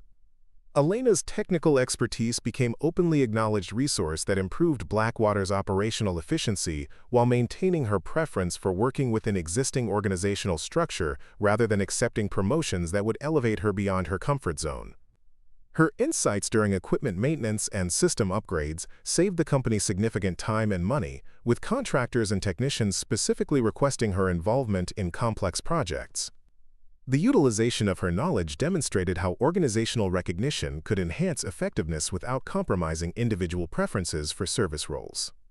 Federal oversight of Elena's situation continued through discreet monitoring that ensured her safety while allowing normal civilian employment to proceed without interference, balancing security concerns with her desire to maintain regular life patterns. Counterintelligence agencies maintained awareness of potential threats while respecting her choice to continue working in visible security position that could potentially expose her to risks. The protective measures remained invisible to corporate personnel, who only observed Elena performing standard duties with the same professionalism she'd always demonstrated. The memorial project that Elena volunteered to coordinate became meaningful tribute to military personnel while providing therapeutic outlet for her transition from classified to acknowledged veteran status. Her organization of Blackwater's memorial display demonstrated project management skills that impressed corporate leadership while honoring fallen service members whose sacrifice had enabled her own survival. The project allowed her to channel her military experience into civilian contribution that honored her teammates while maintaining operational security regarding classified missions that remained sensitive. Elena's relationships with coworkers evolved from professional courtesy to genuine respect based on understanding of her character and capabilities rather than assumptions about her background or position. Maintenance crews continued requesting her assistance with complex problems while appreciating the source of her technical knowledge, creating collaborative working relationships that enhanced overall operational effectiveness. Administrative staff who'd observed her competence during crisis situations now recognized the training that had prepared her for leadership under pressure, while maintaining the same courteous interaction they'd always shared. The legal resolution of Thompson's harassment case established precedents that protected other veterans working in civilian roles while demonstrating corporate commitment to enforcing anti-discrimination policies regardless of perpetrator's position or influence. His criminal charges for unauthorized investigation activities sent clear message throughout the defense contractor community that harassment of protected personnel would result in severe consequences extending beyond employment termination. The case became a cautionary tale that emphasized professional conduct requirements in environments where national security interests demanded highest standards of behavior. Elena's financial situation improved significantly through settlement negotiations that compensated her for harassment, while providing salary adjustment that reflected her actual qualifications, rather than her job title, enabling her to maintain the modest lifestyle she preferred, while having resources for future security needs. The compensation package included educational benefits that could support advanced training if she chose to pursue civilian credentials that matched her military expertise. Her continued employment at Blackwater demonstrated that justice could be achieved while respecting individual preferences for service roles rather than advancement opportunities. The intelligence community's management of Elena's transition from classified to public status served as model for protecting other personnel whose exposure might threaten ongoing operations, demonstrating that federal protective protocols could adapt to unexpected circumstances while maintaining operational security. Her case influenced policy development for handling similar situations where classified personnel might be compromised through circumstances beyond their control. The successful resolution proved that individual protection and national security interests could be balanced effectively through coordinated agency response. Elena's influence on Blackwater security practices extended beyond policy changes to include cultural transformation that valued competence and integrity over superficial credentials or political connections, creating an environment where merit determined advancement rather than favoritism or bias. Her example demonstrated how quiet professionalism and dedication could achieve more lasting impact than self-promotion or political maneuvering. The respect she earned through consistent performance influenced organizational values that prioritized substance over appearance in personnel evaluation and promotion decisions. The veteran community within Blackwater and throughout Phoenix's defense contractor network embraced Elena as inspiration, who demonstrated that service could continue in various forms while maintaining honor and dignity despite personal sacrifice, creating networks of mutual support that transcended traditional military hierarchies. Her story encouraged other veterans to take pride in their civilian contributions, while understanding that meaningful service didn't require public recognition or official acknowledgement. The informal mentoring relationships she developed with younger veterans provided guidance about transitioning military skills to civilian applications. Elena's participation in industry conferences and security professional development programs began attracting attention from organizations seeking expertise in protective operations and crisis management, though she carefully limited her involvement to activities that supported her current role rather than pursuing opportunities that might compromise her operational security preferences. Her presentations about security best practices drew from military experience while maintaining appropriate boundaries regarding classified information. The professional recognition she received enhanced Blackwater's reputation while respecting her desire for measured visibility. The psychological adjustment Elena experienced during her transition from classified to acknowledged status required ongoing adaptation to changed circumstances while maintaining the personal discipline that had sustained her through military service and civilian challenges. Her counseling with Veteran Support Services helped process the complex emotions involved in reclaiming identity that had been officially dead for 5 years. The therapeutic work supported her integration of military experience with civilian life, while addressing isolation and loss that had accumulated during her classified existence. Elena's housing situation remained unchanged by choice, with her modest apartment providing the security and simplicity she valued while her improved financial circumstances enabled upgrades that enhanced personal comfort without compromising operational security considerations. Her vehicle upgrade reflected practical needs for reliable transportation, while maintaining the unremarkable appearance that avoided attracting attention. The lifestyle adjustments balanced her preferences for anonymity with improved quality of life that her acknowledged status and fair compensation made possible. The security protocols that protected Elena included threat monitoring and assessment procedures that remained invisible to her daily routine while providing federal agencies with confidence that her exposure hadn't created unacceptable risks to ongoing operations. Intelligence analysts continued evaluating potential enemy interest in her location and activities while respecting her civilian employment preferences. The protective measures demonstrated government appreciation for her service, while ensuring that her choice to continue civilian work didn't compromise her safety or national security interests. Elena's story became an educational example used in military transition programs and corporate diversity training that illustrated the importance of recognizing potential in all employees, while demonstrating how harassment and discrimination could undermine organizational effectiveness and create legal liability. Her experience provided case study that emphasized professional conduct requirements and the value of merit-based personnel policies. The training materials developed from her case helped other organizations implement policies that protected employees while maximizing their contributions to organizational success. The long-term impact of Elena's revelation extended throughout the defense industry as her story spread through professional networks that recognized the sacrifice involved in classified service and the importance of protecting veterans whose contributions might not be immediately apparent.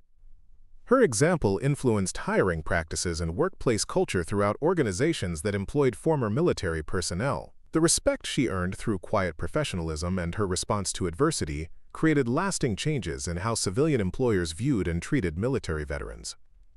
Elena's continued service at Blackwater demonstrated that meaningful contribution could take many forms while maintaining personal values and preferences that prioritized mission accomplishment over personal recognition, creating a sustainable approach to civilian employment that honored her military experience while adapting to changed circumstances. Her daily presence reminded colleagues that heroism could be found in quiet dedication rather than dramatic gestures, inspiring others to approach their own responsibilities with similar commitment to excellence and service.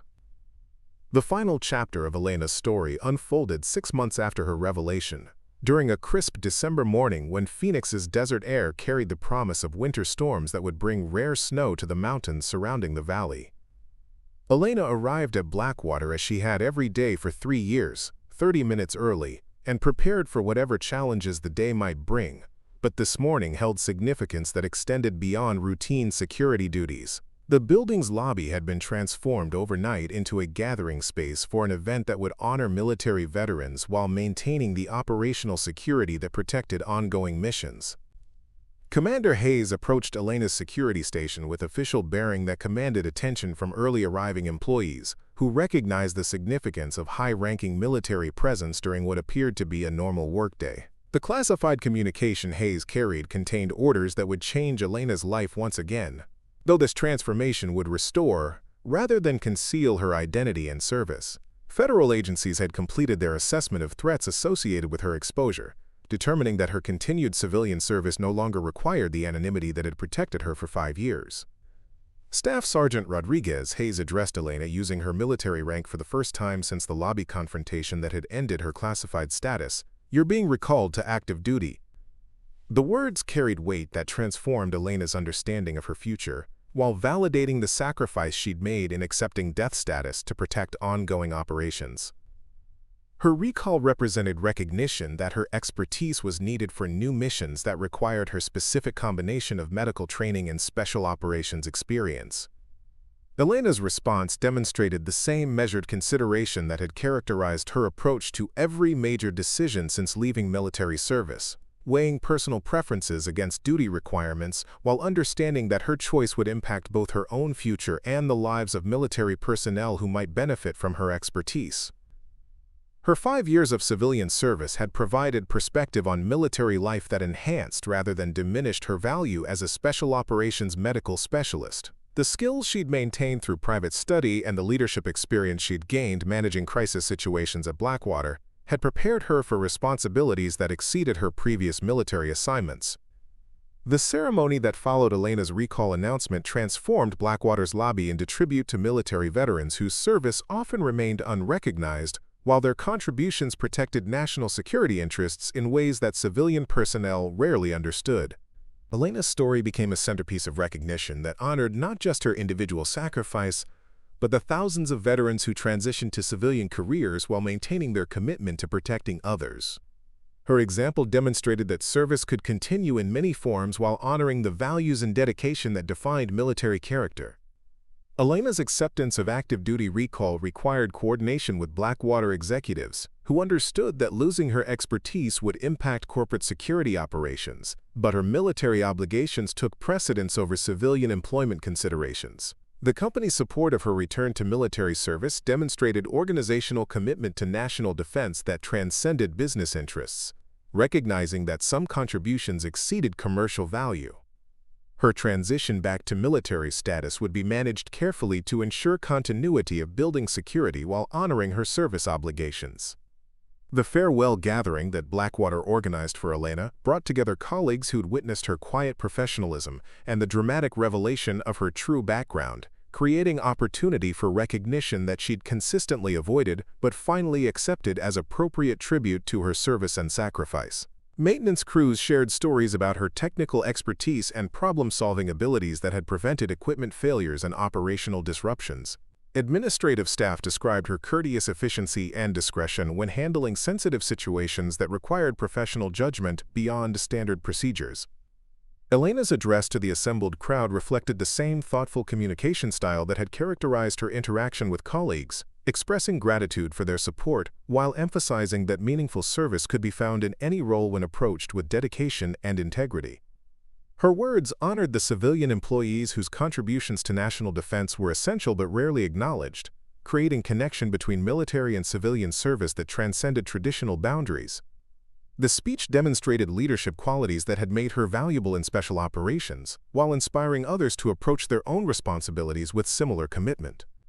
The presentation of Elena's military decorations during the ceremony provided public recognition of honors she'd earned but never been able to claim, with each medal representing sacrifice and courage that had protected American lives during the nation's most dangerous missions.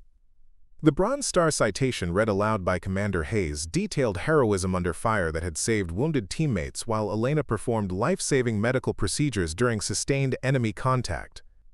The Purple Heart recognized wounds she'd sustained while refusing evacuation until all casualties had been stabilized, demonstrating selfless dedication that defined military service at its highest level. Elena's final day at Blackwater concluded with security walkthrough that demonstrated her continued attention to detail and professional responsibility, even as she prepared to leave civilian employment for return to military service. Her comprehensive briefing to the incoming security specialist ensured continuity of operations, while providing insights that would enhance building protection long after her departure. The transition demonstrated organizational loyalty that had characterized her approach to every assignment throughout her civilian career. The departure ceremony at Blackwater created lasting memory for employees who'd learned about recognizing heroism in unexpected places and the importance of treating all colleagues with respect, regardless of their apparent background or position. Elena's story would continue influencing corporate culture long after her return to military service, serving as an example of how quiet dedication and professional excellence could achieve more lasting impact than self-promotion or political maneuvering. Her legacy would remind future employees that meaningful contribution came through service rather than recognition. Elena's return to military service represented completion of circle that had begun with her enlistment as a young woman seeking to serve her country through medical care for wounded warriors. Her civilian experience had provided perspectives and skills that enhanced her value as Special Operations Medical Specialist while demonstrating that service could continue in various forms during different phases of career. The knowledge she'd gained about civilian infrastructure protection and corporate security would inform her military assignments, while her renewed sense of purpose energized her commitment to protecting others. The final image that would remain in colleagues' memories showed Elena walking toward the building exit with the same measured pace that had characterized her daily arrival, but now wearing dress uniform that reflected official recognition of service that had remained hidden for 5 years. Her bearing demonstrated quiet pride in returning to military duty, while maintaining the humility that had defined her civilian service. The scene provided inspiration about dedication and sacrifice that transcended individual recognition or personal advancement. Elena's story spread throughout the veteran community as an example of how service could continue despite personal cost and official constraints, inspiring others who'd made similar sacrifices, while demonstrating that commitment to protecting others could take many forms throughout different phases of career. Her willingness to accept death status to protect ongoing operations while continuing to serve in civilian capacity became legend that honored all veterans whose contributions remained classified or unrecognized. The respect she'd earned through quiet professionalism provided model for others transitioning between military and civilian service. The transformation that Elena's revelation had brought to Blackwater's organizational culture continued influencing corporate policies and employee relations long after her departure, creating lasting change that protected other veterans, while ensuring that competence and character determined advancement rather than assumptions or prejudice. Her case established precedents that would prevent future harassment while demonstrating how recognizing employee potential could enhance organizational effectiveness. The lessons learned from her experience would benefit both veterans and civilian employees who deserved professional treatment regardless of their backgrounds. Elena Rodriguez's journey from declared dead Special Operations medic to recognized veteran returning to active duty demonstrated that heroism could be found in quiet service as much as dramatic action, inspiring others to approach their own responsibilities with similar dedication while understanding that meaningful contribution often required personal sacrifice that might never receive appropriate recognition. Her story proved that service could continue in unexpected ways while maintaining honor and integrity that defined military values at their highest expression. Have you ever encountered someone whose quiet competence suggested a deeper story than their apparent circumstances revealed? Share your thoughts about recognizing hidden heroes in your community. And don't forget to subscribe to our channel for more inspiring stories about the extraordinary people who serve others through dedication and sacrifice that often remains invisible but essential to our collective security and success. Idle.